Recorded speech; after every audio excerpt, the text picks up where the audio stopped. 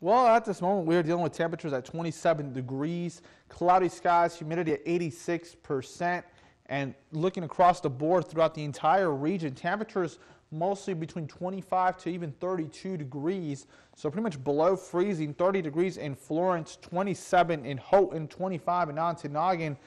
Very little differences heading towards the eastern half. 29 in Manistee and Munising, 31 in Escanaba.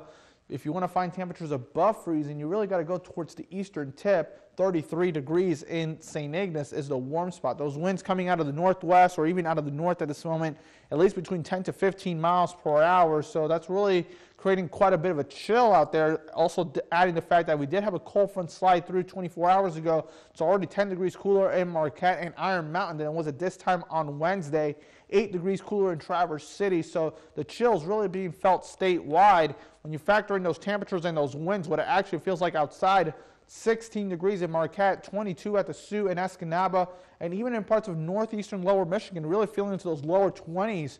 23 in Mackinac, 22 in Rogers City, 21 in Ironwood. It's all about staying warm, at least for today and even through the early hours on Friday. Now, by late tonight into tomorrow, we really begin to see a bit of a roller coaster when it comes to the weather. We'll introduce wind, rain, and snow for both Friday and Saturday. As another cold front slides through, the changeover from rain to snow occurs, and then by Sunday we could have one last flurry make its way through before we start saying goodbye to all that and introduce the sunshine just in time for the start of the work week. But when it comes to this weekend, it's really all about just being aware of the weather, driving slow on those roads, especially the fact that there is even the probability of some freezing rain to mix in, as temperatures will be flirting a lot on either side of that 32-degree mark.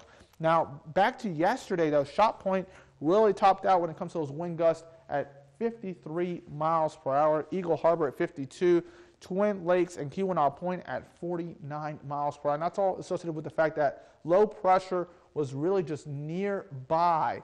Now, big picture all throughout the Midwest is just a good amount of cloudiness, just overcast skies, despite the fact that high pressure is making its way through parts of southern Ontario. We're just dealing with that cooler air. By tomorrow, we change those winds out of the south, and because of that southerly change, that's going to allow for an icy mix situation to develop over our neck of the woods. So when it comes to that tomorrow, it's all about exercising caution. Also, those winds will pick up as well.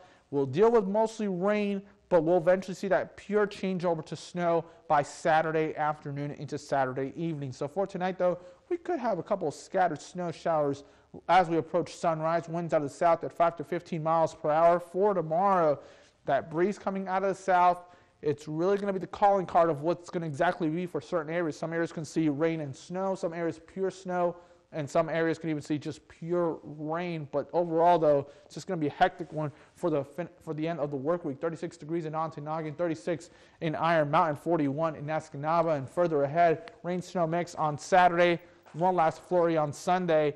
Beautiful weather on Monday.